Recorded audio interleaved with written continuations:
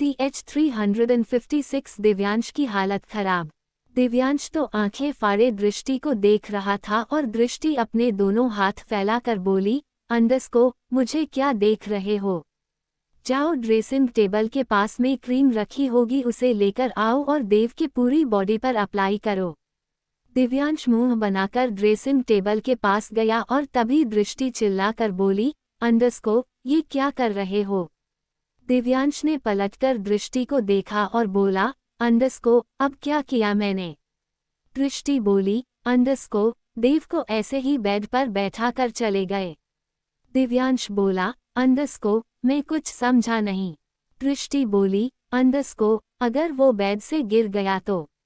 दिव्यांश ने अपने सिर खुजाकर कहा, अंडरस्को, सॉरी। इतना कहकर वो जल्दी से देव के पास आया। उसने देव को गोदी में उठाया और फिर ड्रेसिंग टेबल के पास गया। फिर उसने वहां से एक क्रीम निकाल और दृष्टि को दिखाते हुए कहा, अंडरस्को, ये वाली क्रीम। दृष्टि बोली, अंडरस्को, नहीं। दिव्यांश ने एक दूसरी क्रीम निकालकर दृष्टि को दिखाई और पूछा, अंडरस्को, ये वाली क्रीम? दृष्टि बोली, अंडरस्को, नहीं, कम से कम पर तो लो, ये आपकी शेविंग क्रीम है। दिव्यांश ने फिर उस क्रीम को उलट पलट कर देखा तो वो सच में दिव्यांश की शेविंग क्रीम थी और ये देखकर दिव्यांश को थोड़ी सी हंसी आ गई। फिर उसने हंसते हुए एक और क्रीम निकाली, उस पर एक छोटा सा बच्चा बना हुआ था। दिव्यांश ने वो क्रीम दृष्टि को दिखाते हुए कहा, अंडरस्को, यही है ना वो क्रीम? दृष्टि अपने गुस्से को कंट्रोल करते हुए बोली, अंडरस्को, नहीं मिस्टर रघुवंशी, ये भी नहीं है, ये बच्चे के रैशेस की है। दिव्यांश बोला, अंडरस्को, रैशेस मतलब? दृष्टि बोली, अंडरस्को, कुछ दिन देव के पास रहोगे तो समझ जाओगे। इतना कहकर दृष्टि ड्रेसिंग टेबल के पास आई। उसने उसमें से एक बेबी क्रीम निकालकर दिव्यांश के हाथ में रखकर कहा, अंडरस्को, ये है वो क्रीम, अब इसे लगाओ और उसके बाद मेरे बच्चे को कपड़े पहनाओ। दिव्यांश ने क्रीम ले ली और देव को लेकर बेड पर आकर बैठ गया और फिर उसने क्रीम निकाली, लेकिन दिव्यांश ने क्रीम बहुत ज्यादा निकाल दी और ये देखकर दृष्टि ने अपनी हथेली अपने माथे पर मारकर कहा, अंडरस्को, इतनी सारी क्रीम नहीं लगाते। दिव्यांश हल्के गुस्से में बोला, अंडरस्को, देखो शिकंजी, ज्यादा स्मार्ट मत बनो, धीरे धीरे ही इंसान सीखता है, मैं भी सीख जाऊंगा। फिर उसने थोड़ी सी क्रीम ली और देव को लगाने लगा। जैसे जैसे दिव्यांश देव को क्रीम लगा रहा था, देव को गुदगुदी हो रही थी और वो अपने 2 दांत अपने पापा को दिखा रहा था। दिव्यांश को हंसता हुआ देखकर दृष्टि और दिव्यांश दोनों के चेहरे पर मुस्कुराहट आ गई और तभी दिव्यांश बोला, अंडरस्को, तू भी मेरे मजे ले रहा है? सब कुछ तेरी वजह से हुआ है, ना तू कल टेबल के नीचे घुसता और ना तेरी माँ मुझे इतनी बड़ी पनिशमेंट देती। देव के साथ स्ट्रगल करने के बाद फाइनली दिव्यांश ने देव को कपड़े पहना दिए और फिर उसे गोदी में लेकर बाहर जाने लगा और तभी दृष्टि ने अपनी हथेली अपने माथे पर मारकर अपने गुस्से को कंट्रोल करते हुए कहा, अंडरस्को, मिस्टर रघुवंशी पागल तो नहीं हो गए? दिव्यांश ने पलटकर दृष्टि को देखा और बोला, अंडरस्को, शिकंजी, सुबह सुबह क्या खा लिया जो इतना गुस्सा कर रही हो? क्या हो गया है तुम्हें? दृष्टि गुस्से में बोली, अंडरस्को, मिस्टर रघुवंशी, देखिए तो सही आप क्या कर रहे हैं? दिव्यांश बोला, अंडरस्को, क्या कर रहा हूँ? दृष्टि बोली, अंडरस्को, आपने देव को तो कपड़े पहना दिए, लेकिन आप खुद भी तो कपड़े पहनोगे, या इस टॉवल में ही घर के नौकरों के सामने चले जाएंगे? दिव्यांश ने अब खुद को देखा तो वो सच में टॉवल में था। दिव्यांश अपनी गलती रियलाइज करता हुआ बोला, अंडरस्को, ओ सॉरी, गलती हो गई, अभी कपड़े पहनता हूँ। इतना कहकर दिव्यांश जैसे ही देव को बेड पर बैठाने लगा, लेकिन फिर उसे दृष्टि की बात याद आ गई कि अगर उसने दिव्यांश को बेड पर अकेले बैठाया तो देव गिर सकता है, इसलिए उसने फिर से देव को गोद में उठा लिया और क्लोजेट की ओर चला गया। देव 1.5 साल का हो गया था, इसीलिए दिव्यांश ने उसे कपबोर्ड के सहारे खड़ा कर दिया और खुद कपड़े पहनने लगा, लेकिन देव कपबोर्ड को पकड़कर सहारे सहारे से दिव्यांश के पास गया और उसने दिव्यांश की पेंट पकड़ ली। दिव्यांश बोला, अंडरस्को, अरे मेरे देव, मुझे कपड़े तो पहनने दे। लेकिन देव ने नामे गर्दन हिला दी और अपने 2 दांत दिखा दिए। दिव्यांश ने जैसे तैसे देव को गोद में उठाया और अपनी पैंट पहनने की कोशिश करने लगा, लेकिन मजाल देव को गोद में लिए वो अपनी पैंट पहन सकता हो। दिव्यांश ने फिर से देव को वहीं बैठा दिया और फिर जल्दी से पैंट पहन ली। इतने में देव वापस से चलकर दिव्यांश के पास आया और उसकी पैंट पकड़कर खड़ा हो गया। दिव्यांश ने देव को गोद में उठा लिया। उसके बाद दिव्यांश ने अपनी एक शर्ट निकाली और देव के साथ बाहर आ गया। तब तक दृष्टि वही खड़ी हुई बाप बेटे को देख रही थी। दिव्यांश ने जैसे तैसे देव को बेड पर बिठाकर अपनी शर्ट पहनी और दृष्टि ये सब देखकर मन ही मन बोली, अंडरस्को अब पता चलेगा कि मैं पूरा दिन क्या करती हूँ। कल तो बहुत डायलॉग मार रहे थे ना। दिव्यांश शर्ट के बटन बंद करता हुआ दृष्टि को देखकर मन ही मन बोला, अंडरस्को मैं भी देखता हूँ रघुवंशी इंडस्ट्रीज कैसे संभालती हो। कल रात तो बहुत डायलॉग मार रही थी। दृष्टि हाथ बांधकर बोली, अंडरस्को अगर तुम बाप बेटे का हो गया हो तो मुझे नाश्ता दे दो। दिव्यांश अब थोड़ा गुस्से में बोला, अंडरस्को बहुत हुआ, दृष्टि घर में इतने सारे नौकर है, किसी के हाथ का भी खा लो। दृष्टि भी गुस्से में बोली, अंडरस्को क्यों, क्या मैं आपको नौकर के हाथ का खाना खाने देती हूँ? नहीं ना, खाना तो आपके हाथ का ही खाऊंगी। अगर आप बना देंगे तो ठीक, वरना ऐसे ही चली जाऊंगी। इतना कहकर दृष्टि कमरे से बाहर चली गई। दिव्यांश ने दृष्टि को जाते हुए देखा और फिर बेड पर बैठ हुए देव को और फिर देव को देखकर गुस्से में बोला, अंडरस्को सब तेरी वजह से हुआ है। इतना कहकर उसने देव को गोद में उठा लिया और कमरे से बाहर चला गया। सब डाइनिंग टेबल पर बैठे हुए थे। दृष्टि भी जाकर उन सब के साथ बैठ गई। आर्या और हीर जब से प्रेग्नेंट हुई थी वो दोनों भी सबके साथ बैठकर नाश्ता करती थी। किचन का काम दृष्टि ही देखती थी और दृष्टि डाइनिंग टेबल पर बैठी हुई थी तो किचन का काम दिव्यांश ही देखता। दिव्यांश तो अपने बच्चे को लेकर आया और आकर टेबल पर बैठ गया और तभी दृष्टि दिव्यांश को देखकर बड़े प्यार से बोली, अंडरस्को जब आप यहाँ बैठेंगे तो किचन का काम कौन देखेगा? ये सुनते ही दिव्यांश हैरानी से दृष्टि को देखने लगा। दृष्टि ने फिर कहा, अंडरस्को शायद आपने मेरी बातों को सीरियसली नहीं लिया। मैं सच कह रही हूँ, नाश्ता करूँगी तो आपके हाथों का, वरना मैं खाना नहीं खाऊंगी। मुझे याद है जब मैं इस घर में आई थी तब आपने मुझे एक दिन यही कहा था कि शिकंजी खाना खाऊंगा तो तुम्हारे हाथ का, वरना नहीं खाऊंगा। दिव्यांश तो मुंह बनाकर दृष्टि को देख रहा था और पूरी रघुवंशी फैमिली दिव्यांश को देख रही थी। हर्षवर्धन ने कहा, अंडरस्को दिव्यांश अब जब तुमने चैलेंज एक्सेप्ट कर ही लिया है तो चैलेंज को पूरा करो। जाओ किचन में देखो हम लोगों के लिए नाश्ता बना भी है या नहीं। दिव्यांश इरिटेट होता हुआ बोला, अंडरस्को चाचू मैंने कोई चैलेंज ना किया था, ना ही एक्सेप्ट किया था, ये तो शिवाय ने मुझे फंसा दिया। शिवाय बोला, अंडरस्को जैसे कि तू 2 महीने का बच्चा है कि जिसे मैं फंसा दूंगा और वह फंस जाएगा। तेरे अंदर खुद की अक्ल नहीं थी। तू ही तो भाभी से लड़ रहा था और उन्हें जस्ट हाउस वाइफ कह रहा था और ये भी कहा था कि सारा दिन घर में करती क्या हो, आराम फरमाती हो। 10 नौकर आगे पीछे घूम रहे हैं, पता नहीं क्या क्या तूने दृष्टि भाभी को कहा था। इतना कहकर शिवाय ने दृष्टि को देखा तो दृष्टि हाँ में हाँ गर्दन हिलाते हुए बोली, अंडरस्को हाँ भैया ऐसे ही कहा था। इन्होंने मुझे ये भी कहा था कि तुम सारा दिन करती क्या हो। अब इन्हें पता चलेगा कि मैं सारा दिन क्या करती हूँ। दिव्यांश तो गुस्से में शिवाय को देख रहा था और फिर उसने उंगली दिखाकर शिवाय से कहा, अंडरस्को आज मेरा टाइम खराब है लेकिन हमेशा नहीं रहेगा। तुझे तो मैं देख लूंगा, पता नहीं माँ तुझे कहाँ से उठाकर ले आई। इतना कहकर दिव्यांश ने देव को हर्षवर्धन की गोद में दिया और खुद उठकर किचन की तरफ चला गया और तभी शिवाय चिल्लाता हुआ बोला, अंडरस्को मैं पकोड़े नहीं खाऊंगा। पकोड़े का जिक्र सुनकर दिव्यांश के चेहरे पर मीठी सी मुस्कुराहट आ गई। दिव्यांश को याद आया कि उसने पहली बार पकोड़े दृष्टि के फ्लैट में बनाए थे। दिव्यांश किचन में जाकर बोला, अंडरस्को क्या कर रहे हैं आप सब? तभी एक सर्वेंट ने सिर झुकाकर कहा, अंडरस्को सर अपने हिसाब से नाश्ता बना रहे हैं, क्योंकि आज किसी ने ऑर्डर ही नहीं दिया क्या बनाना है।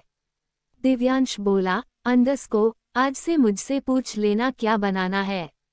फिलहाल जो जो बनाया है उसे डाइनिंग टेबल पर लगाओ। तभी दूसरी सर्वेंट ने कहा, अंडरस्को, सर दृष्टि भाभी क्या खाएगी। दिव्यांश बोला, अंडरस्को, फिलहाल तो वो मेरा दिमाग खा रही है। फिर उसने फ्रिज खोला, उसमें से ब्रेड निकाले और दृष्टि के लिए सैंडविच बनाने लगा। थोड़ी देर बाद डाइनिंग टेबल पर नाश्ता लग गया, लेकिन सब नाश्ते को देखकर मुंह बना रहे थे। दिव्यांश सैंडविच लेकर बाहर आया। उसने दृष्टि के सामने सैंडविच रखकर कहा, अंडरस्को, आज इससे काम चला लो, क्योंकि मेरा पहला दिन है, कल से तुम्हारे लिए अच्छा सा नाश्ता बना दूंगा। दृष्टि ने एक नज़र दिव्यांश को देखा और फिर सैंडविच को देखकर बोली, अंडरस्को, ठीक है आज खा लेती हूँ, लेकिन हमेशा सैंडविच खाकर नहीं जाऊंगी। दिव्यांश ने हाँ में गर्दन हिला दी। फिर उसने सबको देखकर कहा, अंडरस्को, अब आप सबका मुंह क्यों लटका हुआ है। हर्षवर्धन बोला, अंडरस्को, जब किचन दृष्टि आर्या या हीर देखती है तो हमें कुछ ढंग का खाने को मिल जाता है, लेकिन आज तो खाना खाने का मन ही नहीं है। दिव्यांश बोला, अंडरस्को, आज एडजस्ट कर लो, कल से मुझे बता देना कौन क्या क्या खाएगा, मैं उसी के हिसाब से खाना बनवा दूंगा। हर्षवर्धन ने अपने प्लेट में पोहा सर्व करते हुए कहा, अंडरस्को, करना ही पड़ेगा बरखुरदार, तुमने दृष्टि को छेड़कर अच्छा नहीं किया। दिव्यांश ने गुस्से में शिवाय को देखा तो शिवाय ने हंसकर कहा, अंडरस्को, अब तेरे ऊपर गुस्सा सूट नहीं करता और मुझे ऐसे मत देख, जैसी करनी वैसी भरनी।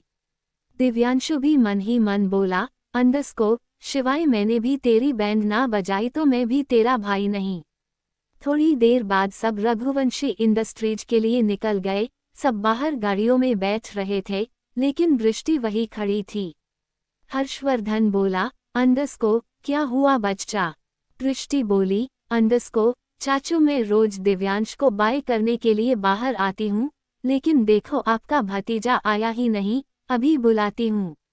इतना कहकर दृष्टि ने दिव्यांश को कॉल करके बाहर बुला लिया और दिव्यांश अपनी गोद में देव को लेकर बाहर आया। दिव्यांश गुस्से में बोला, अंडरस्को, क्या है क्यों बुलाया। और तभी हर्षवर्धन ने दिव्यांश को आंख दिखाकर कहा, अंडरस्को, चले ये एक्सेप्ट किया है तो ध्यान से कर, अगर आज के बाद बहू पर चिल्लाया तो मैं सबके सामने थप्पड़ मार दूंगा। डांट सुनकर दिव्यांश थोड़ा चुप हो गया और दृष्टि को देखकर चूहे सी आवाज निकालकर बोला, अंडरस्को, हाँ क्या है क्यों बुलाया। दृष्टि अपनी हंसी कंट्रोल करते हुए बोली, अंडरस्को, तुम मुझे बाय बोलने बाहर क्यों नहीं आए। दिव्यांश गुस्से में बोला, अंडरस्को, तुम्हें बाय बोलने के अलावा भी मुझे बहुत सारे काम है।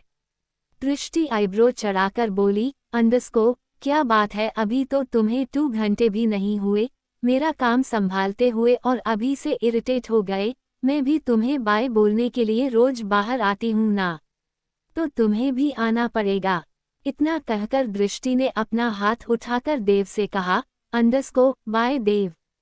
देव ने अपनी दोनों बाहें फैला दी, जैसे वो दृष्टि के साथ जाना चाहता हो, लेकिन दृष्टि ने ना में एक गर्दन हिलाते हुए कहा, अंडरस्को, नहीं बच्चा, आज से तू पापा के पास रहेगा, पापा को बताएगा मामा क्या क्या करती है।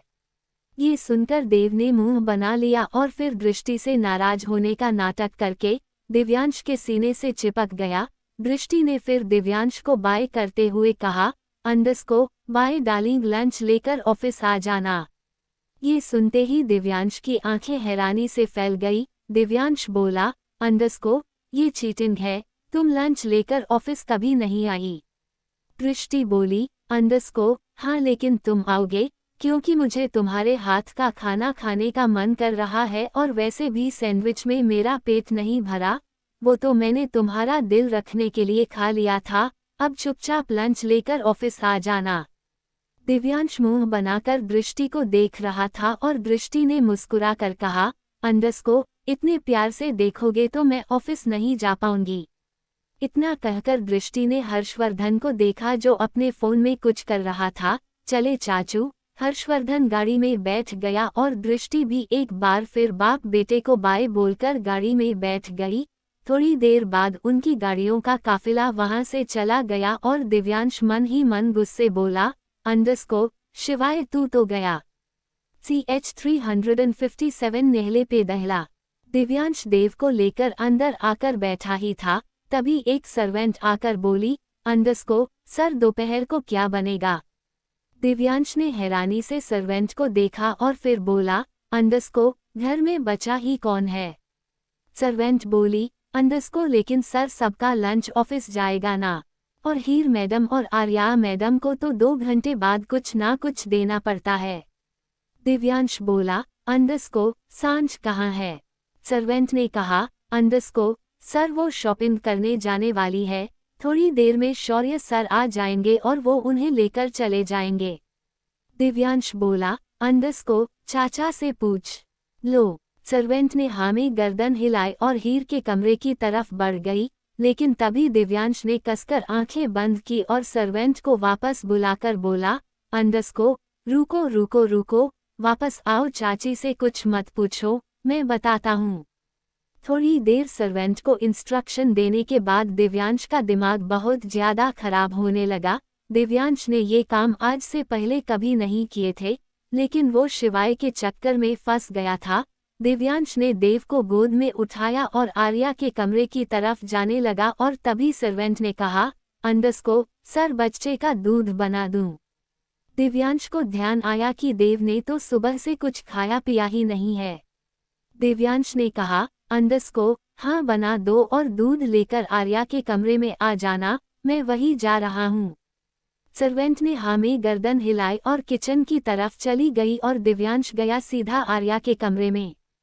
दिव्यांश जब आर्या के कमरे में आया तो आर्या अपने कपबोर्ड में कपड़े अरेंज कर रही थी।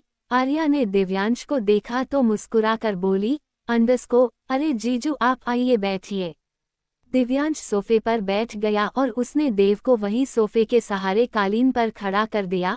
आर्या आकर देव के पास बैठ गई और देव के साथ खेलने लगी। तभी दिव्यांश बोला, अंडरस्को तुम ठीक हो ना। आर्या ने हाँ में गर्दन हिलाते हुए कहा, अंडरस्को हाँ जीजू मैं ठीक हूँ, मुझे क्या हुआ।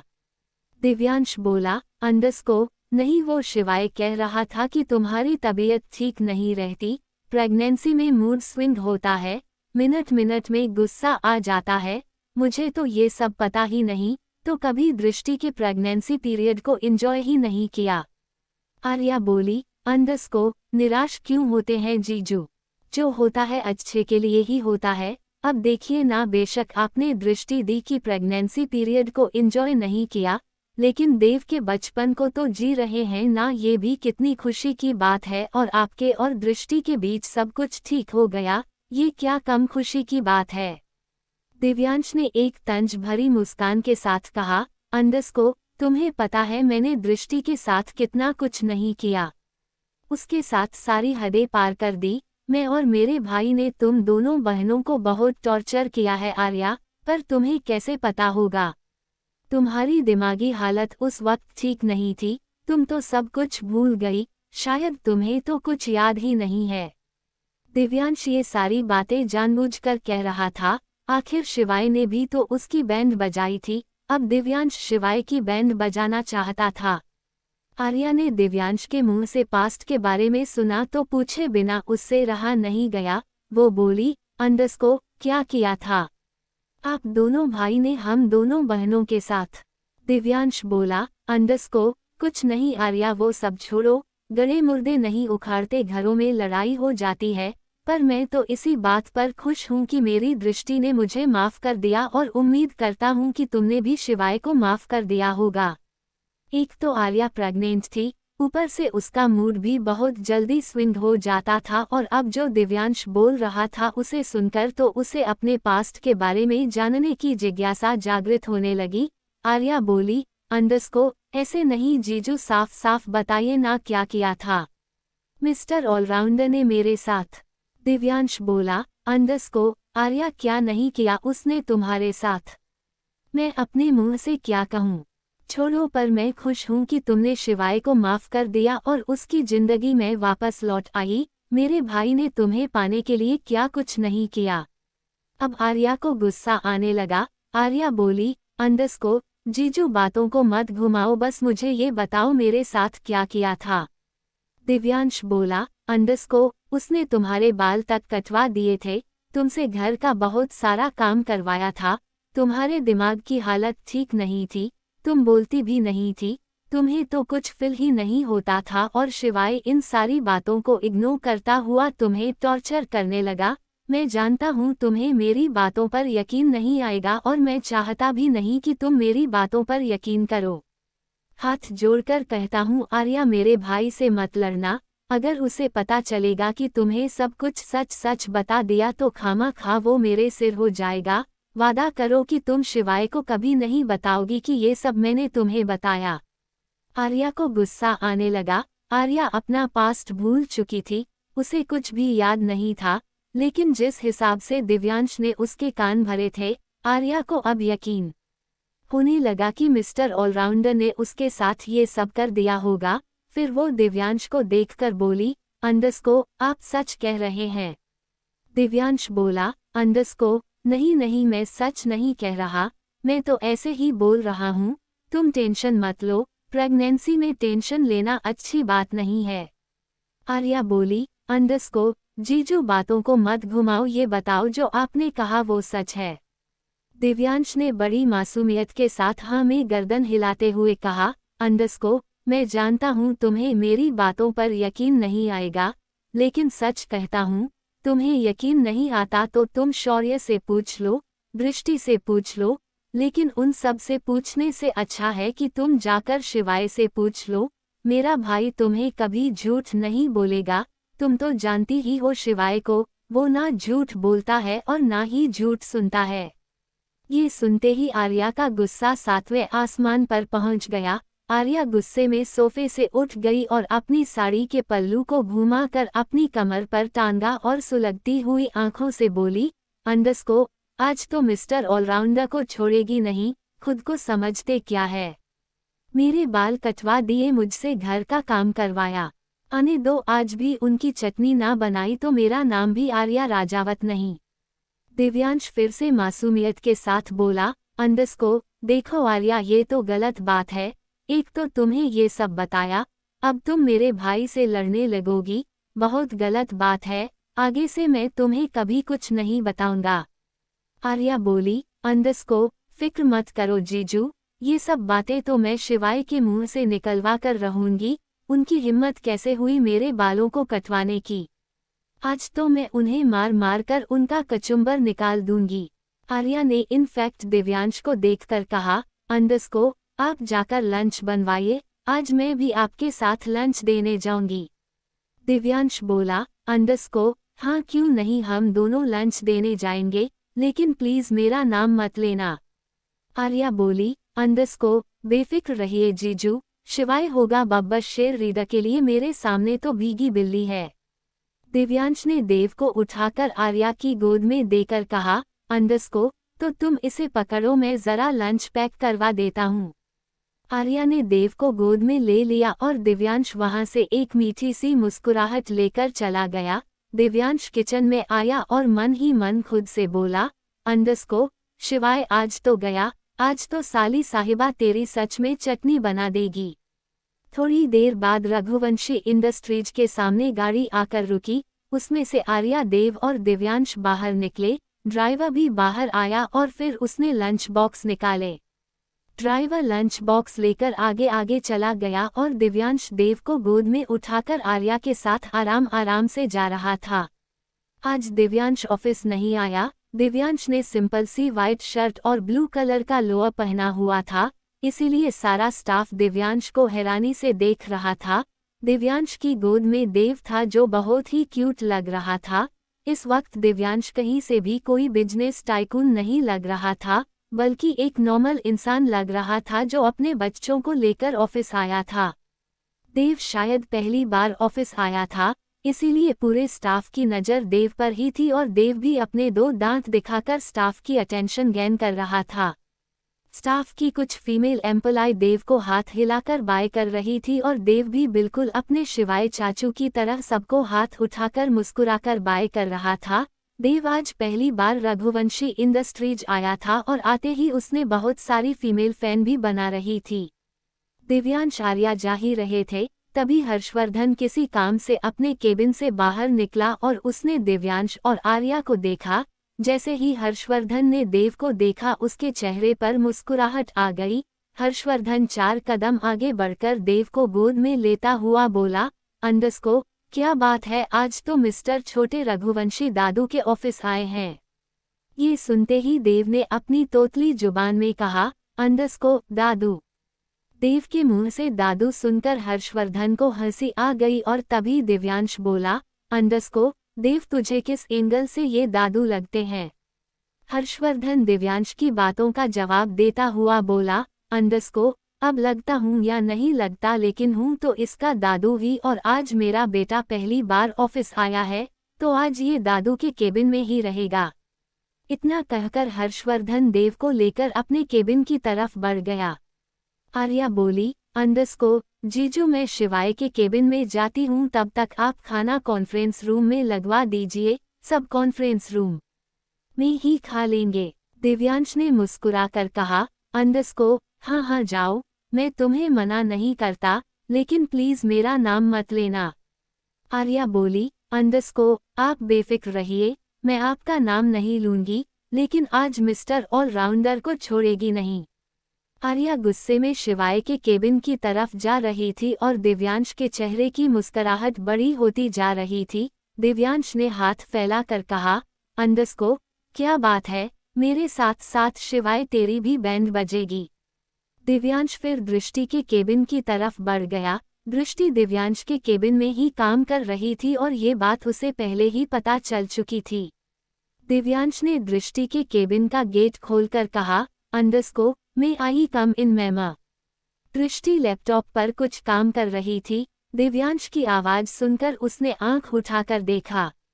दृष्टि दिव्यांश को इग्नोर करती हुई बोली, अंडस्को, हाँ आ जाओ। दिव्यांश अंदर आ गया।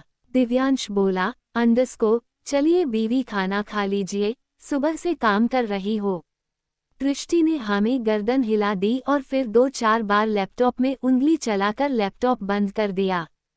दृष्टि खड़ी होकर बोली, अंडस्को, चलो चलते हैं। और इतना कहकर दृष्टि बाहर की तरफ जाने लगी, लेकिन तभी दिव्यांश ने उसका हाथ पकड़कर अपनी तरफ खींच लिया। दृष्टि सीधा दिव्यांश के सीने से जा लगी। दिव्यांश ने दृष्टि पर अपनी बाहें कसते हुए कहा, अंडस्को, आप मुझे बताओ कि गुस्सा किस बात पर हो। दृष्टि दिव्यांश की बाहों में कसमसाती हुई बोली, अंडस्को, मैं क्यों आपसे गुस्सा होने लगी? हटो, चलो खाना खा लेते हैं। दिव्यांश बोला, अंडस्को, मैं तुम्हें तब तक नहीं छोड़ूंगा जब तक तुम मुझे बात नहीं देती कि किस बात पर इतना गुस्सा हो। दृष्टि बोली, अंडस्को, मैं गुस्सा नहीं हूँ, किसने कहा आपसे मैं गुस्सा हूँ, और अगर गुस्सा हूँ भी तो आपको क्या ही फर्क पड़ता है। आज तो आपको पता चल गया होगा ना मैं घर में कितना काम करती हूँ। दिव्यांश बोला, अंडस्को, हाँ पता चल गया कि तुम घर में बहुत काम करती हो। देव को संभालना बहुत मुश्किल है। देव ने तो मेरी एक ही दिन में बैंड बजा दी। तुम्हें सैल्यूट करता हूँ कि तुम मेरे देव को संभालती हो, लेकिन प्लीज अब बहुत हुआ, मुझे बता दो ना किस बात का गुस्सा है। दृष्टि गुस्से में दिव्यांश को देखने लगी। दिव्यांश ने दृष्टि के नाक को हल्का सा झुककर कहा, अंडस्को, बताओ मुझे किस बात का गुस्सा है। दृष्टि नम आंखों से बोली, अंडस्को, आपको याद है। दृष्टि ने इतना ही कहा था कि दिव्यांश के केबिन का गेट खुला और जैसे ही दिव्यांश और दृष्टि को महसूस हुआ कि केबिन का गेट खुल रहा है, वो दोनों एक दूसरे से अलग हो गए। गेट खोलते ही विराज सामने खड़ा था। विराज ने कहा, अंडस्को, भाभी भैया चलो, चाचू बुला रहे हैं, खाना खा लो। दिव्यांश ने हाँ में गर्दन हिलाते हुए कहा, अंडस्को, हाँ तू चल, हम आ रहे हैं। विराज बोला, अंडस्को, कोई प्रॉब्लम है? दिव्यांश ने कहा, अंडस्को, अभी कोई प्रॉब्लम नहीं है, और प्रॉब्लम है भी तो हम खुद सॉल्व कर लेंगे। तू जा ना वीरा को लेकर शॉपिंग कर, पता नहीं ऑफिस में क्या कर रहा है। सारी जिंदगी ऑफिस ही संभालना है, अभी जाकर वीरा के साथ टाइम स्पेंड कर। विराज बोला। अंडरस्को, हाँ हाँ भैया जा रहा हूँ, लंच करके वीरा के साथ ही शॉपिंग करने जाऊंगा, लेकिन फिलहाल आप दोनों को चाचू बुला रहे हैं। क्या आर्या शिवाय भड़क जाएगी? दृष्टि क्यों नाराज है दिव्यांश से? जानने के लिए पढ़ते रहिए married to a hard hearted. रात को डिनर करने के बाद विक्रम अपने कमरे में गया और तभी किसी ने विक्रम का गेट खटखटाया। विक्रम ने गेट की तरफ देखा तो वहां ओमकार एक पैकेट लेकर खड़ा हुआ था। विक्रम ने ओमकार को अंदर आने का इशारा किया और ओमकार अपने साथ जो पैकेट लाया था उसने वो पैकेट बेड पर रखते हुए कहा, अंडरस्को, अपने साइज नहीं बताया चाचू, अपने हिसाब से ले आया हूँ। विक्रम बोला। अंडरस्को, कौन से कलर की? ओमकार बोलो। अंडरस्को, चाचू मुझे तो समझ ही नहीं आ रहा था, इसलिए मैं हर रंग के ले आया, कोई ना कोई तो शगुन को पसंद आ ही जाएगी। विक्रम बोला। अंडरस्को, थैंक यू, लेकिन प्लीज किसी को बताना मत। ओमकार बोला। अंडरस्को, चाचू नहीं बताऊंगा, लेकिन अगर चौधरी साहब को पता चल गया कि आप शगुन से मिलते हैं तो बखेरा खड़ा हो जाएगा, उस हवेली में भी और इस हवेली में भी। मैं आपको सलाह देने लायक तो नहीं हूँ, लेकिन इतना कहूँगा चाचू की इतिहास गवाह है, लड़ाई किसी के बीच भी हो पिसती हमेशा औरत ही है। ऐसा ना हो ये सब करने से चौधरी साहब का सारा गुस्सा शगुन पर उतरे और आप कुछ ना कर पाए। विक्रम ओमकार को समझाता हुआ बोला। अंडरस्को, ऐसा कुछ नहीं होगा, तुम निश्चिंत रहो, शगुन पर कोई गुस्सा नहीं उतारेगा, और अगर चौधरी ने ऐसा कुछ करने की कोशिश भी की तो मेरा हाथ होगा और चौधरी का गला 3 सेकंड भी नहीं लूंगा चौधरी की जान लेने में। ओमकार बोला। अंडरस्को, ठीक है चाचू, जैसा आपको सही लगे वैसा कर लीजिए, बस मैं तो दिल से यही चाहता हूँ कि शगुन को प्रॉब्लम ना हो, बिन माँ की बच्ची है वो, पता नहीं उस घटिया खानदान में कैसे जी रही होगी। CH 358 आर्या का गुस्सा। दृष्टि बोली। अंडरस्को, हाँ चलो विराज चलते हैं। इतना कहकर दृष्टि विराज के पीछे पीछे चली गई और दिव्यांश दृष्टि को जाते हुए देख रहा था। दिव्यांश को इतना तो समझ आ गया कि दृष्टि किसी बात को लेकर नाराज है और शायद इसीलिए उस नाराजगी की वजह से उसने ऑफिस ज्वाइन कर लिया। दूसरी तरफ शिवाय फोन पर बात कर रहा था। शिवाय ने फोन पर किसी को इंस्ट्रक्ट देते हुए कहा, अंडरस्को, कि रणविजय सिंह राणा की कंपनी के ज़्यादा से ज़्यादा शेयर खरीद लो, जितने भी रणविजय सिंह राणा के गैरकानूनी बिजनेस है उन सब की खबर पुलिस वालों को दे दो, जितना हो सके रणधीर को तोड़ दो। रणविजय सिंह की फैमिली के बारे में मुझे एक एक डिटेल चाहिए। और तभी शिवाय की नज़र अपने केबिन के गेट पर गई जहां आर्या गुस्से में खड़ी थी। शिवाय ने फोन पर कहा, अंडरस्को, मैं बाद में बात करूंगा। इतना कहकर शिवाय ने फोन कट कर दिया। शिवाय आर्या को ही देख रहा था और मन ही मन बोला, अंडरस्को, मुझे ऐसा क्यों लग रहा है दिव्यांश ने कुछ गड़बड़ की है या इसका मूड स्विंग हो रहा है। शिवाय ने एक स्माइल आर्या को पास करते हुए अपने दोनों हाथ फैलाकर कहा, अंडरस्को, क्या बात है मेरी छुई मुई आज ऑफिस में। शिवाय को लगा शायद आर्या उसके पास आ जाएगी, लेकिन आर्या तो वही की वही गुस्से में खड़ी हुई शिवाय को देख रही थी।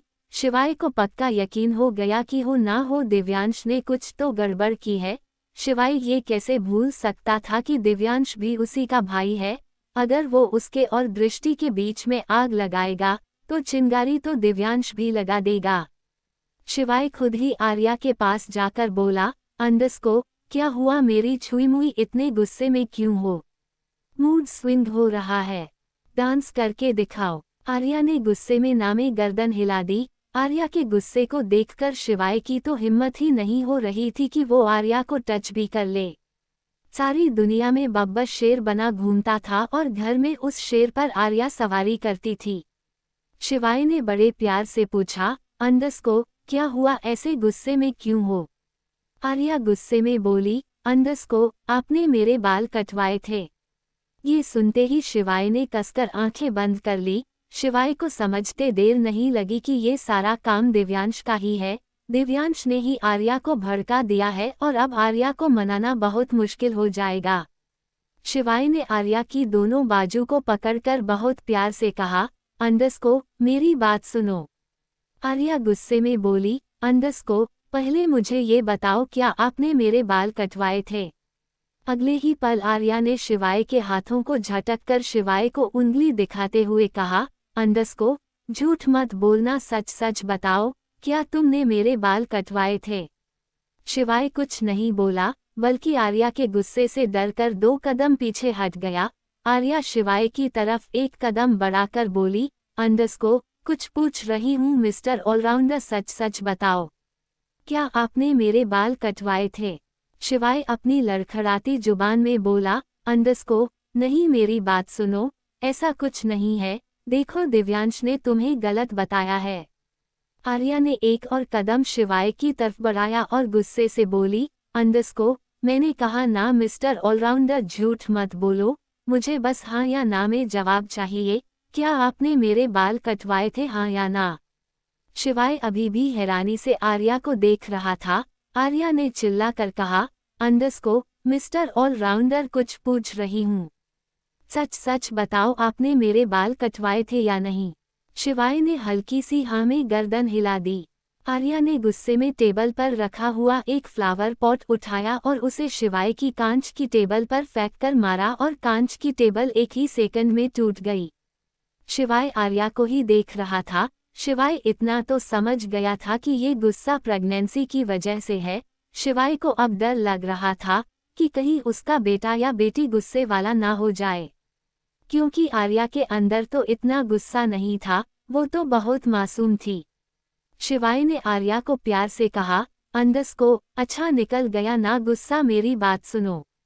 लेकिन आर्या ने 2 कदम पीछे हटकर गुस्से में कहा, अंडरस्को, मिस्टर ऑलराउंडर, मैं घर जा रही हूँ और आज के बाद मेरे करीब आने की कोशिश मत करना, वरना ये फ्लावर पॉट जो मैंने आपकी टेबल पर मारा है, वो फ्लावर पॉट आपके सिर में मार दूंगी।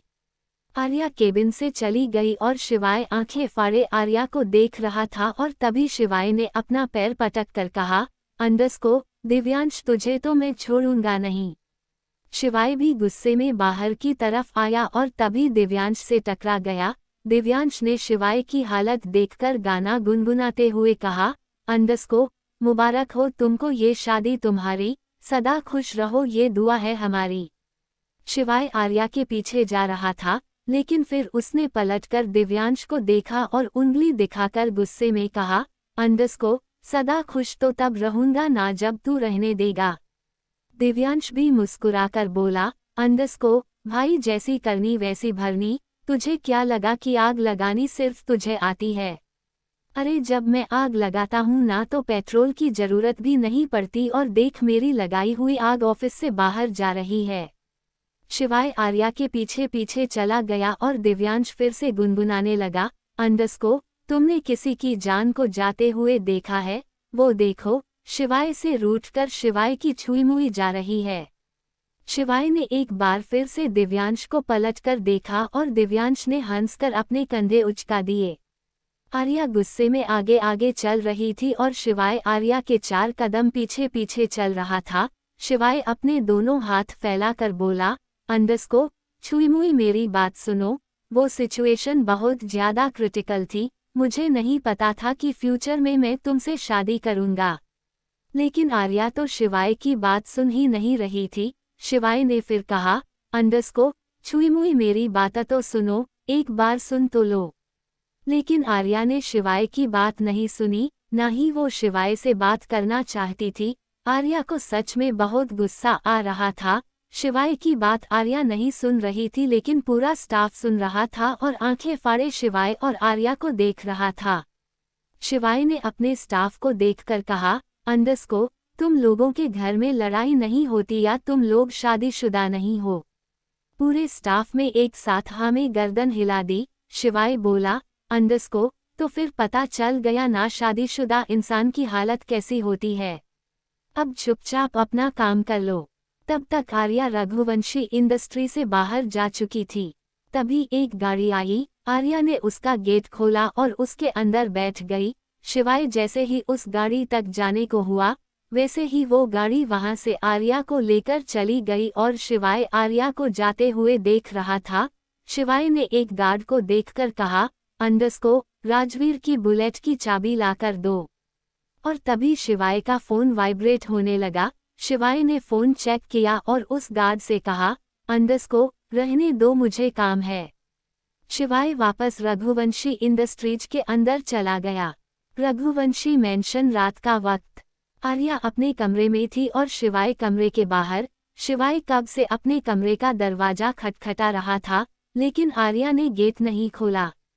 शिवाय गेट खटखटाता हुआ बोला, अंडस्को, छुईमुई, मेरी बात तो सुनो, मुझे सफाई देने का मौका तो दो।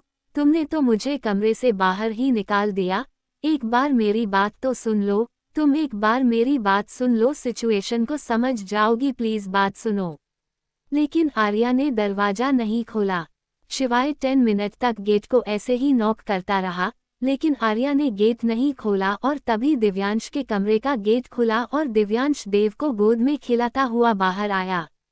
देव बेचैन हो रहा था, कभी रो रहा था, कभी चिल्ला रहा था, और इसीलिए दृष्टि की नींद खराब हो रही थी। दृष्टि की नींद ना खराब हो इसीलिए दिव्यांश देव को लेकर बाहर कॉरिडोर में आ गया। शिवाय ने गुस्से में दिव्यांश को देखकर कहा, अंडस्को, सब तेरी वजह से हुआ है। दिव्यांश अपनी गोद में देव को हिलाते हुए बोला, अंडस्को, हाँ हुआ तो तेरी वजह से ही है। दोनों एक दूसरे को सुलगती हुई आंखों से देख रहे थे और फिर दोनों ही हंस पड़े। दिव्यांश ने हंस कर कहा, अंडस्को, बेटा, अभी तो बच्चा हुआ नहीं है, जब मेरी तरह गोद में लेकर आधी रात को कॉरिडोर में चक्कर लगाना पड़ेगा तब पता चलेगा। शिवाय जोड़कर बोला, अंडस्को, भाई, मुझे ऑलरेडी बहुत पता चल गया। आज मेरी छुईमुई मुझसे थोड़ी देर के लिए गुस्सा हुई और मेरी तो जान हलक में आ गई। दिव्यांश बोला, अंडस्को, चल यार, बहुत मस्ती मजाक हो गई, मैं देव को नहीं संभाल सकता। मैं अपनी गलती मानता हूँ कि दृष्टि को ये बात बोली कि दृष्टि घर में करती ही क्या है। सच में देव को संभालना मुश्किल है, तू मेरी हेल्प कर, मैं तेरी हेल्प करता हूँ, जल्दी से ये सब सॉर्ट आउट कर देते हैं। शिवाय ने हामी गार्डन हिलाते हुए कहा, अंडस्को, हाँ सही कह रहा है यार, मैं छुईमुई के बिना नहीं सो सकता, मुझे उसे हग करके सोने की आदत है। वो तो सो जाएगी क्योंकि उसे बहुत नींद आती है प्रेगनेंसी में, पर मैं नहीं सो पाऊंगा। तभी दिव्यांश ने महसूस किया कि देव दिव्यांश की गोदी लगा हुआ ही सो गया। दिव्यांश बोला, अंडस्को, सुबह बात करते हैं, आज तू जैसे भी करके मैनेज कर ले, स्टडी रूम में सो जा या फिर विराज के पास चला जा। शिवाय बोला, अंडस्को, ठीक है, आज मैनेज कर लेता हूँ, लेकिन सुबह उठकर पलट मत जाना। दिव्यांश बोला, अंडस्को, अबे तुझसे ज्यादा हालत मेरी खराब है। एक दिन रखा मैंने देव को और मेरी बैंड बज गई, एक और दिन मैंने देव को अपने पास रख लिया ना तो मैं खत्म हो जाऊंगा। ये सुनकर शिवाय हंसने लगा और तभी दिव्यांश ने मुंह पर उंगली रखकर चुप कराते हुए कहा, अंडस्को, चुप रह, मेरा बेटा उठ जाएगा। शिवाय अपने कमरे को गेट को देखकर विराज के कमरे की तरफ बढ़ गया और दिव्यांश अपने कमरे में चला गया। अगली सुबह रघुवंशी मेंशन दिव्यांश किचन में सर्वेंट को इंस्ट्रक्शन दे रहा था कि सबके लिए उनकी पसंद का खाना बनाएं।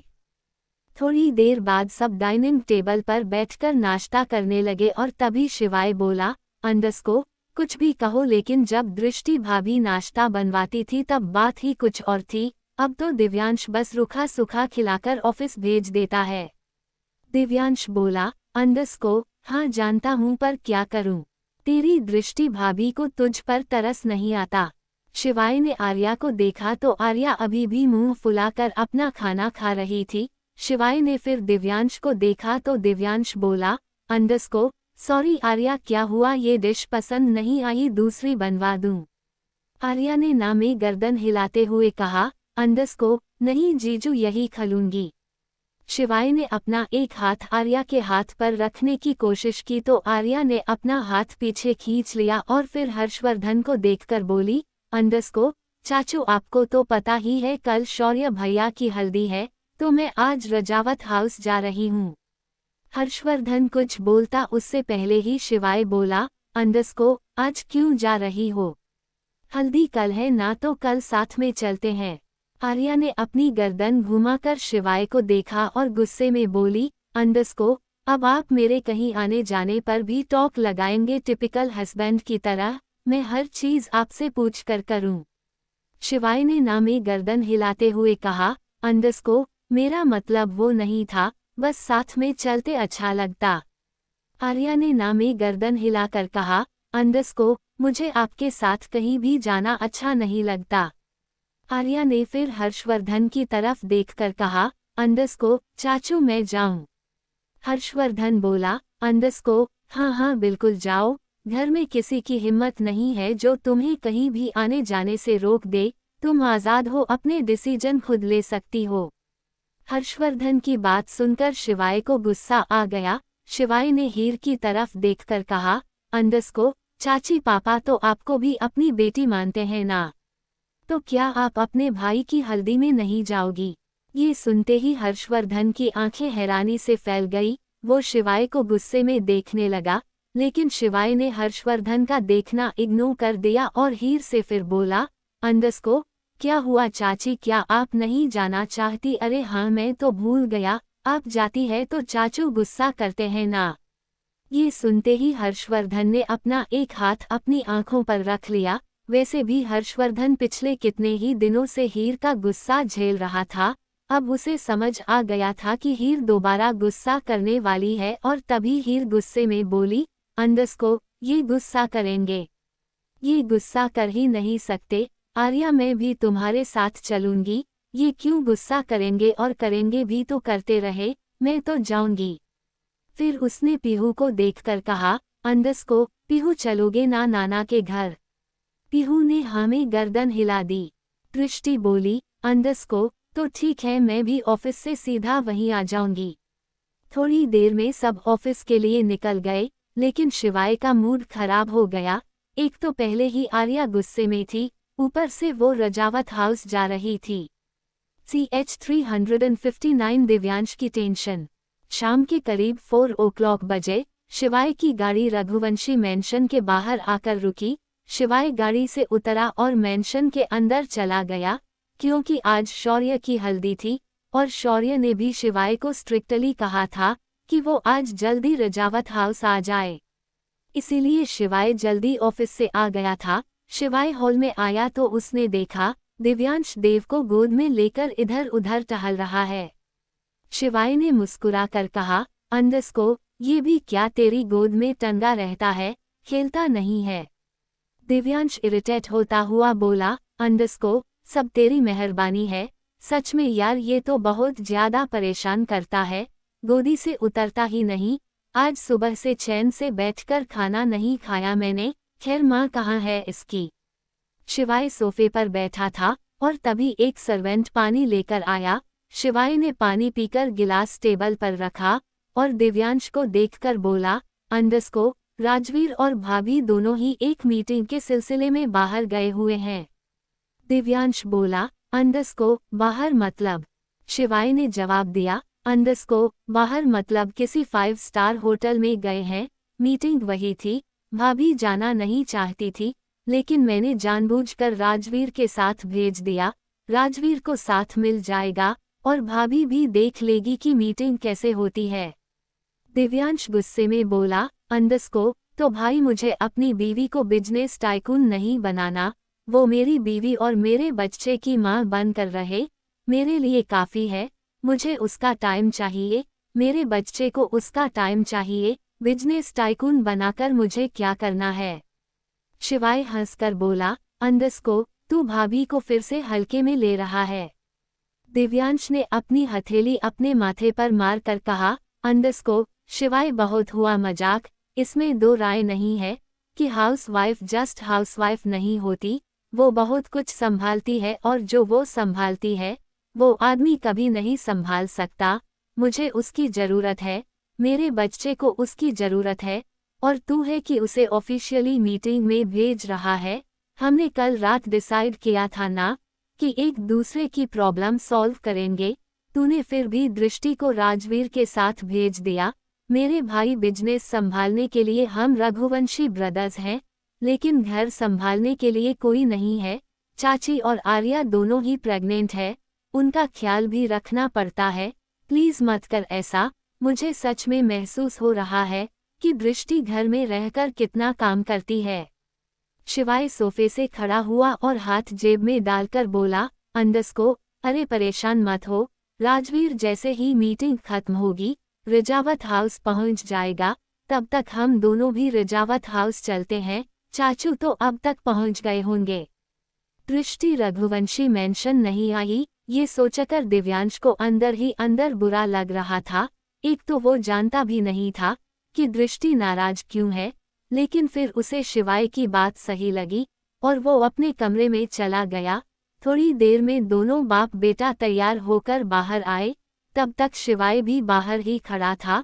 शिवाय, दिव्यांश और देव तीनों ने येलो व्हाइट कॉम्बिनेशन का कुर्ता पजामा पहना हुआ था, जिसमें तीनों ही कत्ल करने के लिए तैयार थे। खासकर देव को देखते ही शिवाय बोला, अंडस्को, इसकी नज़र उतार, वरना मेरी नज़र इसे लग जाएगी। दिव्यांश इरिटेट होता हुआ बोला, अंडस्को, भाई तू मेरे बेटे को नज़र मत लगा, वैसे भी मुझे नज़र उतारनी नहीं आती। तभी शिवाय ने एक सर्वेंट को बुलाते हुए कहा, अंडस्को, एक गिलास पानी लाओ। एक सर्वेंट एक गिलास पानी लेकर वहां आ गया। शिवाय ने पानी का गिलास उठाया और 7 बार देव के ऊपर को फेर दिया और फिर उस पानी को रघुवंशी मेंशन के गार्डन में फेंक आया।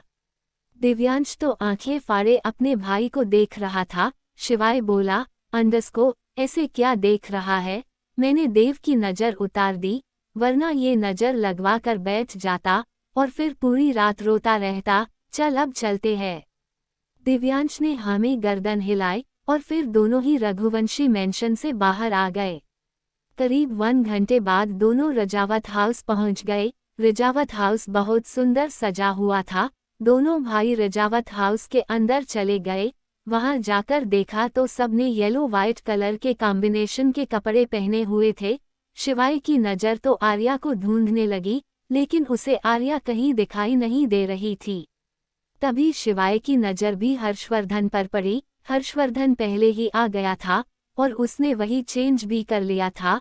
हर्षवर्धन और हीर दोनों ही सोफे पर बैठे हुए थे और हर्षवर्धन हीर को अपने हाथों से आइसक्रीम खिला रहा था।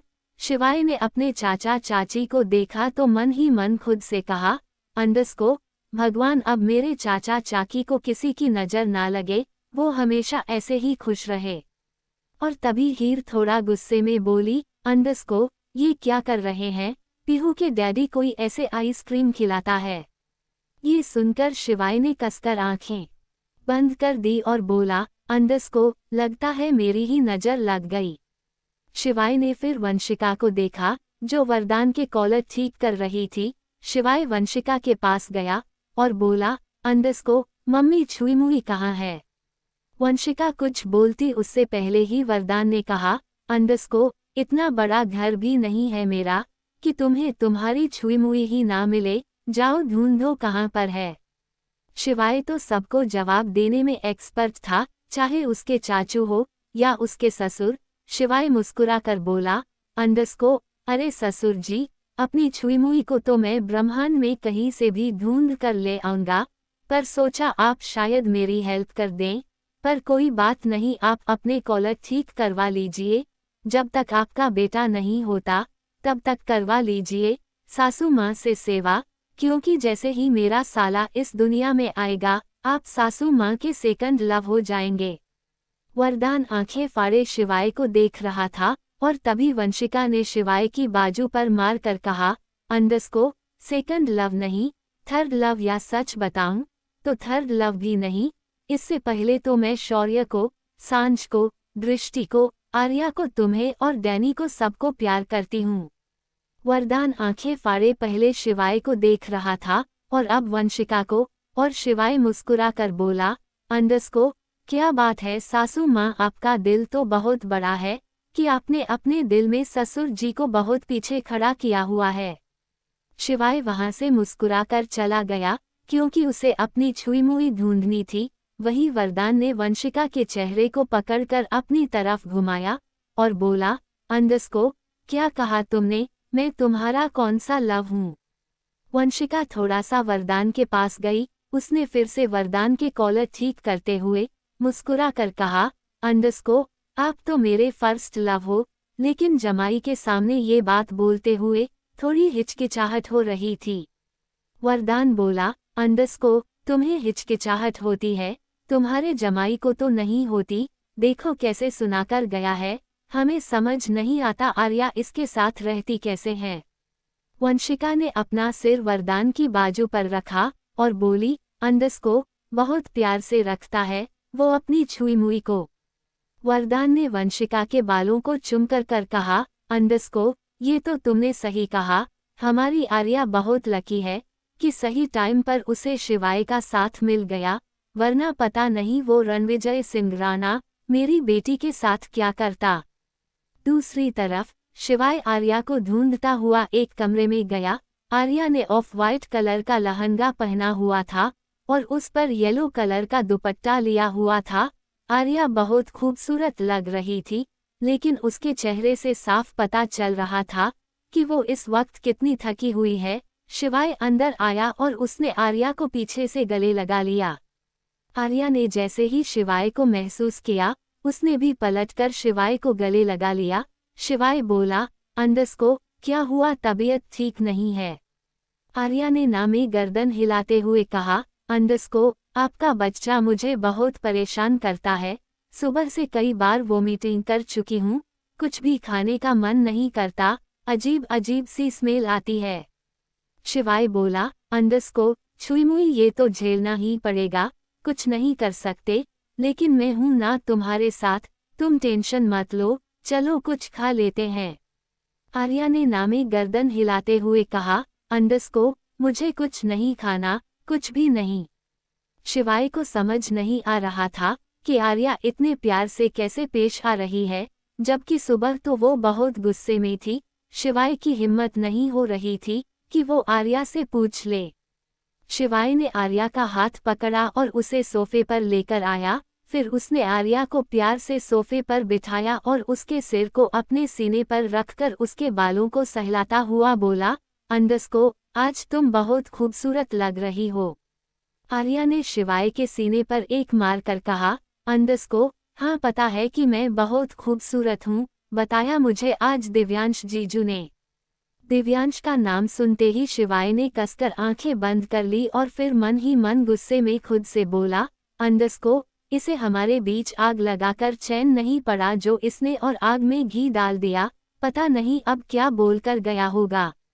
शिवाय ने फिर से प्यार से पूछा, अंडस्को, क्या कहा तुम्हारे दिव्यांश जीजू ने?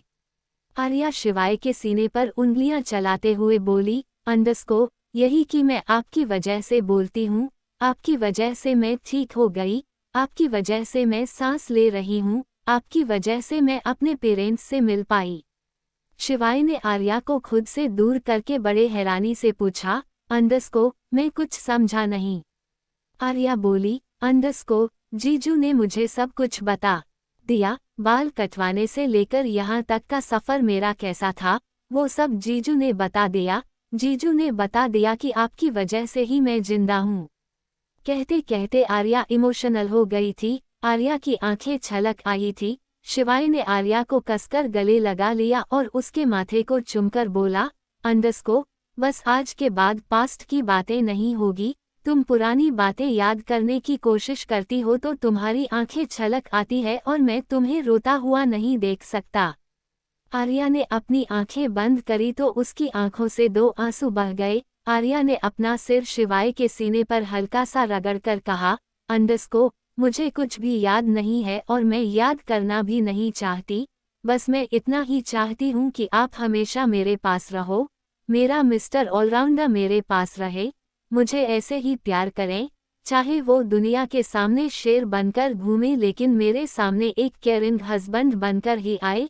एक ऐसा हस्बैंड जो मुझे बहुत प्यार करता है, एक ऐसा हस्बैंड जिसने मुझे हर सिचुएशन में प्यार किया। जब मेरे बाल नहीं थे तब भी प्यार किया, जब मैं बोलती नहीं थी तब भी प्यार किया, जब मैं पागल थी तब भी प्यार किया। सच में शिवाय, आपने तो प्यार की परिभाषा ही बदल कर रख दी। सच कहती हूँ, मैं बहुत लकी हूँ कि आप मेरी लाइफ में आए, वरना पता नहीं मेरा क्या होता। शिवाय आर्या की कमर को हल्का सा रब करता हुआ बोला, अंडरस्को, कहा ना छुई मुई पुरानी बातें याद मत करो। देखो तुम ऐसे रोओगी तो मुझे अच्छा नहीं लगेगा। मैं यहाँ शौर्य की हल्दी सेलिब्रेट करने आया हूँ और तुम हो कि रोने लगी। तुम्हारे भाई की हल्दी है, तुम्हें तो खुश होना चाहिए। आर्या ने अपना सिर शिवाय के सीने से हटाकर शिवाय को देखा, लेकिन वो अब भी बहुत ज्यादा इमोशनल थी। आर्या बोली, अंडरस्को, मैं रोना नहीं चाहती लेकिन पता नहीं आंसू अपने आप आ रहे हैं। शिवाय ने आर्या के आंसू अपने अंगूठे से साफ करते हुए कहा, अंडरस्को, बस रोना मत, मैं नहीं चाहता मेरा बच्चा रोतड़ा पैदा हो जाए। ये सुनकर आर्या के चेहरे पर हल्की सी मुस्कुराहट आ गई और तभी शिवाय ने आर्या के होठों को कैप्चर कर लिया और धीरे धीरे दोनों उस मीठे से एहसास में खोने लगे। वहीं दूसरी तरफ दिव्यांश ने देव को हर्षवर्धन के पास छोड़ दिया था। वैसे भी देव और हर्षवर्धन की बॉन्डिंग अलग थी। सबसे ज्यादा देव हर्षवर्धन के पास ही रुक जाता था, बाकी तो सबके पास मैक्सिमम आधा घंटा रुकता था। दिव्यांश बार बार घड़ी देखता और गेट की तरफ देखता। दिव्यांश ने ना जाने कितनी ही कॉल राजवीर को कर दी थी और कितनी ही दृष्टि को, लेकिन दोनों ने ही दिव्यांश के फोन का जवाब नहीं दिया। दिव्यांश ने टाइम देखा तो 6 o'clock बज गए थे, लेकिन अभी तक दृष्टि नहीं आई थी। थोड़ी देर में हल्दी की रस्म शुरू होने लगी। एक तरफ शौर्य बैठा था और दूसरी तरफ सांझ। दोनों ही खुश थे। सांझ ज्यादा खुश थी क्योंकि उसने तो सपने में भी नहीं सोचा था कि वो जिस इंसान को कॉलेज टाइम से वन साइड लव करती आई है, उसकी शादी उस इंसान से हो जाएगी। वैसे भी सांझ की फैमिली नहीं थी और अब उसे एक फैमिली भी मिल जाती। सब एक एक करके शौर्य और सांझ दोनों को हल्दी लगा रहे थे। CH360 दृष्टि कहा है। एक तरफ रजावत हाउस में खुशियां थी। शौर्य और सांझ हमेशा के लिए एक पवित्र बंधन में बंधने वाले थे। वहीं दिव्यांश, उसका तो दिमाग खराब हो रहा था। कितना टाइम बीत गया था लेकिन दृष्टि अभी तक नहीं आई थी। दिव्यांश ने रूही को देखा जो शौर्य को हल्दी लगा रही थी। दिव्यांश उसके पास जाकर बोला, अंडरस्को, रूही राजवीर कहाँ है? रूही ने जवाब देते हुए कहा, अंडरस्को, वो तो बस आने ही वाले हैं। और तभी बुलेट रुकने की आवाज हुई। दिव्यांश ने एक राहत की सांस ली और उसने सोचा शायद राजवीर और दृष्टि बुलेट से ही आ रहे हैं।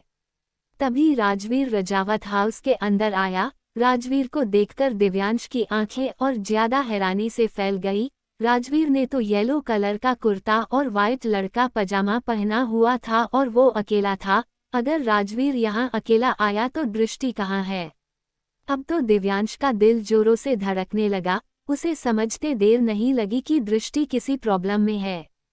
दिव्यांश जल्दी से 4 कदम आगे चलकर राजवीर के पास आया।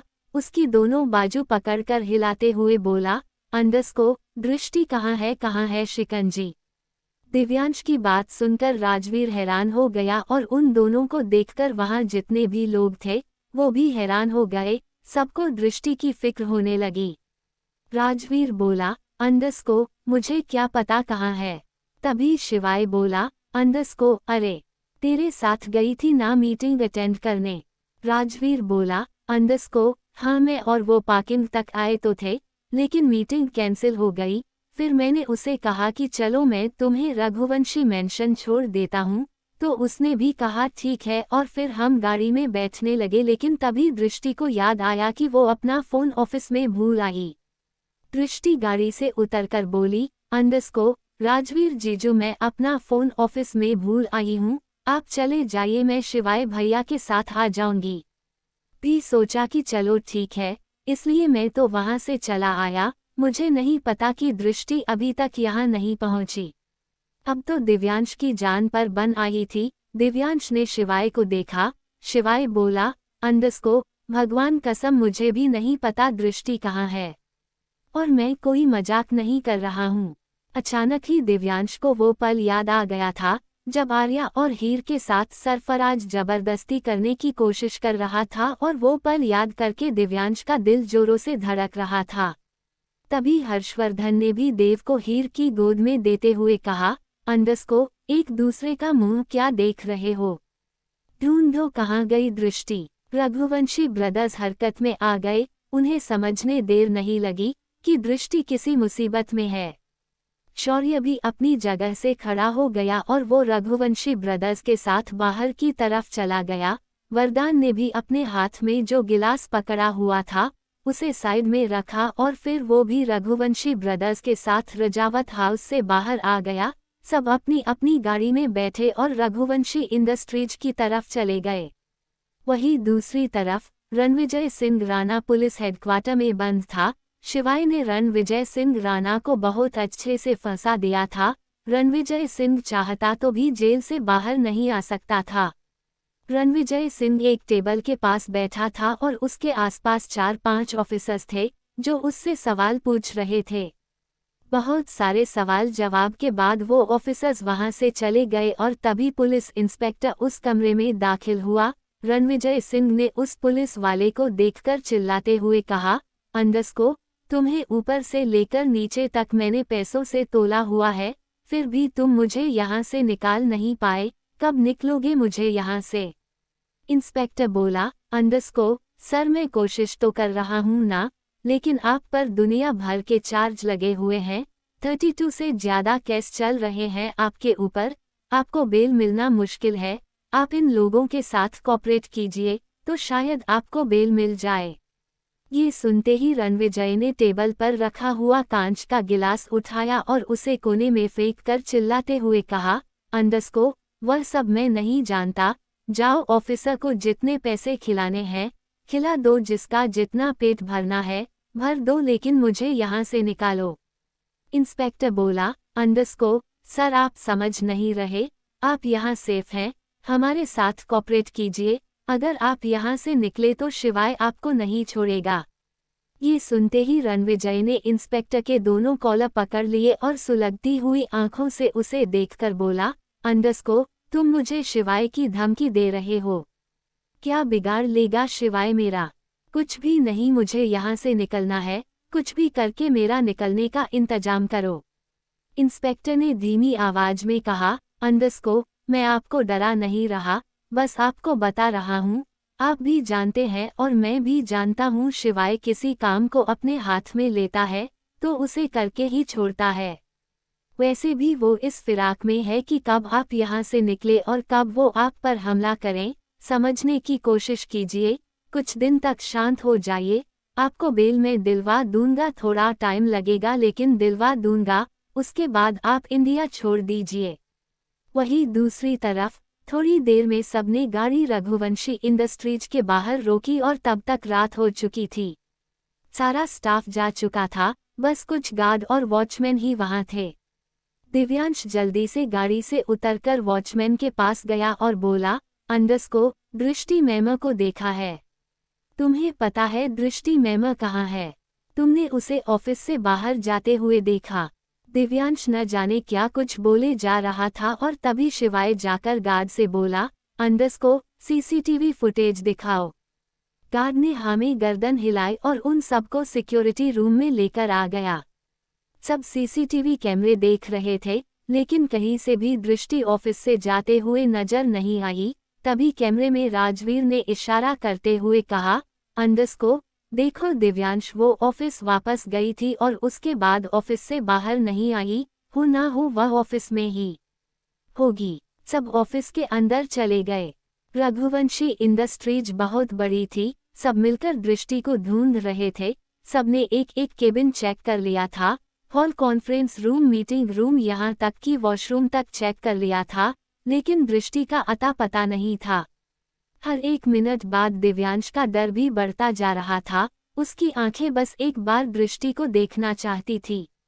शिवाय ने भी अपने सारे घोड़े दौड़ा दिए थे, लेकिन दृष्टि कहाँ थी उसे भी नहीं पता था। शिवाय को अब अपने ऊपर गुस्सा आ रहा था कि क्यों उसने मजाक मजाक में दृष्टि और दिव्यांश के बीच लड़ाई करवाई। अगर वो उस वक्त दृष्टि को सपोर्ट नहीं करता तो शायद दृष्टि ऑफिस आने का डिसीजन नहीं लेती। शिवाय की आंखों में भी वो मंजर घूमने लगा जब उसने दृष्टि की जी भरकर इंसल्ट की थी और शौर्य अपनी दोनों बहनों को लेकर रघुवंशी मेंशन से चला गया था। वो पल याद करके शिवाय बहुत ज्यादा इमोशनल हो रहा था। ये तो तय था, अगर आज दृष्टि को कुछ हो गया तो शिवाय खुद को कभी माफ नहीं करता। रात के 10 o'clock बजे तक वो सब पूरे रघुवंशी इंडस्ट्रीज में दृष्टि को ढूंढते रहे, लेकिन किसी को कुछ पता नहीं चला। पूरी इंडस्ट्रीज खाली थी, गार्ड्स और वॉचमैन के अलावा वहां कोई था ही नहीं। दिव्यांश से बर्दाश्त नहीं हुआ, वो वापस से रघुवंशी इंडस्ट्रीज से निकलकर सिक्योरिटी रूम में गया, जहां गार्ड्स और वॉचमैन थे, और वहां जाकर उसने सीधा गार्ड्स को मारना शुरू कर दिया और चिल्लाते हुए बोला, अंडस्को, बताओ मेरी दृष्टि कहाँ है?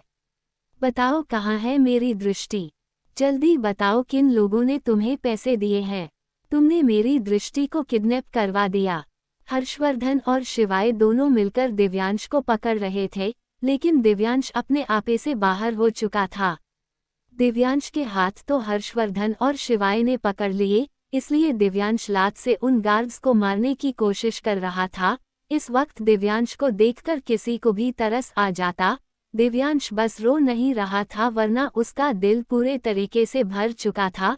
दृष्टि उससे कुछ घंटे ही दूर हुई और दिव्यांश की ये हालत हो गई। अगर दृष्टि से सारी जिंदगी दूर हो जाती तो दिव्यांश तो पागल ही हो जाता। शिवाय बोला, अंडस्को, दिव्यांश खुद को संभाल, मैं हूं ना, जब तक तेरा भाई है तब तक भाभी को कुछ नहीं होगा, मैं हूं ना, अगर भाभी को कुछ हो गया तो मैं खुद को माफ नहीं कर पाऊंगा, कुछ नहीं होगा भाभी को, मैं हूं ना। शिवाय ने फिर गार्ड्स को देखकर कहा, अंडस्को, सच सच बताओ क्या हुआ था? बता दो वरना एक एक की खाल उधेड़ दूंगा। वो गार्ड्स और वॉचमैन सिर झुकाकर खड़े रहे और तभी हर्षवर्धन चिल्लाते हुए बोला, अंडस्को, सुनाई कम देता है, बताओगे हमें कि हुआ क्या था? उनमें से एक गार्ड जो थोड़ा बुजुर्ग था वो बोला, अंडस्को, सर हम सच कह रहे हैं, हमने दृष्टि मैम को बाहर जाते हुए नहीं देखा, सीसीटीवी फुटेज में कोई भी गड़बड़ी नहीं है, आप चाहे तो बाहर चेक करवा सकते हैं। ये सुनते ही दिव्यांश झटके से घुटनों के बल बैठ गया। इस वक्त दिव्यांश पूरे तरीके से टूटा हुआ था, उसे समझ नहीं आ रहा था कि आखिर दृष्टि चली कहाँ गई। वरदान बोला, अंडस्को, हमें एक बार फिर रघुवंशी इंडस्ट्रीज में ही ढूंढना चाहिए, क्या पता किसी वॉशरूम में, लिफ्ट में या कहीं फंस गई हो। ये सुनते ही दिव्यांश फिर से खड़ा हुआ और बोला, अंडस्को, शायद आप ठीक कह रहे हैं, हमें उसे फिर से ढूंढना चाहिए। सब फिर से इंडस्ट्रीज के अंदर चले गए और फिर से उन्होंने दृष्टि को ढूंढना शुरू कर दिया। दिव्यांश दृष्टि के केबिन में गया, वहां उसे दृष्टि का फोन दिखा। दृष्टि का फोन देखकर दिव्यांश का दिल और ज्यादा परेशान होने लगा। उसने दृष्टि का फोन अपनी जेब में रखा और वापस आकर इधर उधर देखने लगा और तभी उसकी नज़र एक लिफ्ट पर गई। वो लिफ्ट बंद थी और काफी दिनों से खराब, उस पर बोर्ड भी लगाया हुआ था, लेकिन वो बोर्ड अब नहीं था। दिव्यांश चिल्लाया, शिवाय, शौर्य, चाचू सब दिव्यांश के पास आ गए। दिव्यांश ने लिफ्ट की तरफ इशारा करते हुए कहा, अंडस्को, ये लिफ्ट ठीक हो गई। राजवीर बोला, अंडस्को, नहीं ये लिफ्ट ठीक नहीं हुई, इस पर तो बोर्ड लगा हुआ था। सबको समझते देर नहीं लगी कि हो ना हो दृष्टि ने इस लिफ्ट को यूज करने की कोशिश की और वो इसी में फंस गई, क्योंकि दृष्टि को तो ऑफिस आए हुए 2-3 दिन ही हुए थे, उसे ऑफिस के बारे में ज्यादा पता नहीं था। सब उस लिफ्ट को खोलने की कोशिश कर रहे थे, लेकिन वो लिफ्ट खुल ही नहीं रही थी। तब तक शौर्य बाहर से गार्डों को बुलाकर ले आया। वो गार्ड उस लिफ्ट को खोलने की कोशिश करने लगे, लेकिन लिफ्ट तो उनसे भी खुल ही नहीं रही थी। शौर्य उन पर चिल्लाते हुए बोला, अंडस्को, ये लिफ्ट खराब थी तो इसका बोर्ड किसने हटाया? लेकिन उन गार्ड में से किसी ने जवाब नहीं दिया। वो गार्ड तो अपनी कोशिश करने में लगे हुए थे और आखिरकार कोशिश रंग लाई। वो लिफ्ट खुल गई। उस लिफ्ट में अंधेरा था, लिफ्ट बंद थी, उस लिफ्ट में धुआं भी हो रहा था, जैसे उसमें पहले शॉर्ट सर्किट हुआ हो। दिव्यांश शिवाय दोनों को खांसी आ गई और दोनों ने हाथों से ही धुआं हटाकर देखा तो दृष्टि लिफ्ट के फर्श पर बेहोश पड़ी थी। दृष्टि को देखकर दिव्यांश ने एक राहत की सांस ली, लेकिन अगले ही पल दृष्टि को बेहोश देखकर उसकी दिल की धड़कनें फिर से बढ़ गई। दिव्यांश जल्दी से लिफ्ट के अंदर गया, उसने दृष्टि को अपनी बाहों में समेटा और उसके गालों को पकड़ते हुए कहा, अंडरस्को, शिकंजी, आंखें खोलो शिकंजी। लेकिन दृष्टि को तो होश नहीं आया। तभी हर्षवर्धन बोला, अंडरस्को, क्या कर रहे हो? इसे अस्पताल लेकर चलो। दिव्यांश ने अगले ही पल दृष्टि को बाहों में उठा लिया और जल्दी जल्दी तेज कदमों से रघुवंशी इंडस्ट्री से बाहर आया। दृष्टि बेहोश थी, इस बात का सबको दुख था, लेकिन कहीं ना कहीं इस बात की खुशी भी थी कि दृष्टि सही सलामत मिल गई थी। अस्पताल में दिव्यांश कॉरिडोर में इधर उधर घूम रहा था। उसकी बेचैनी कम नहीं हुई जबकि अंदर दृष्टि का ट्रीटमेंट चल रहा था। जब तक दिव्यांश डॉक्टर के मुंह से सुन नहीं लेता कि दृष्टि ठीक है, तब तक दिव्यांश को चैन नहीं आता। सब वही कॉरिडोर में खड़े हुए थे। शौर्य दिव्यांश को ही देख रहा था और इस वक्त शौर्य बहुत ज्यादा इमोशनल हो चुका था। वरदान ने शौर्य के कंधे पर हाथ रखकर पूछा, अंडरस्को, क्या हुआ शौर्य? शौर्य बोला, अंडरस्को, आपको पता है मुझे लगता था मैं अपनी बहन से सबसे ज्यादा प्यार करता हूँ, लेकिन आज मुझे दिव्यांश से जलन हो रही है। पता नहीं क्यों ऐसा लग रहा है जैसे वो मुझसे ज्यादा प्यार करता है। देखा ना आपने कैसा पागल हो गया था। अगर आज दृष्टि को कुछ हो जाता तो हम दिव्यांश को भी खो देते। वरदान ने शौर्य के गालों को थपथपा कर कहा, अंडरस्को, ऐसा नहीं कहते, भगवान अच्छे इंसानों के साथ कभी बुरा नहीं करता। देर सवेर उसके अच्छे कर्मों का फल दे ही देता है। मुझे ही देख लो, मुझे कहाँ पता था कि वंशिका सच में मेरी जिंदगी में वापस आएगी, लेकिन वापस आई ना। दिव्यांश से दृष्टि को भी कोई दूर नहीं कर सकता, कोई भी नहीं समझे। इसलिए तुम्हें तो खुश होना चाहिए कि तुम्हारी बहन को कोई तुमसे ज्यादा प्यार करता है।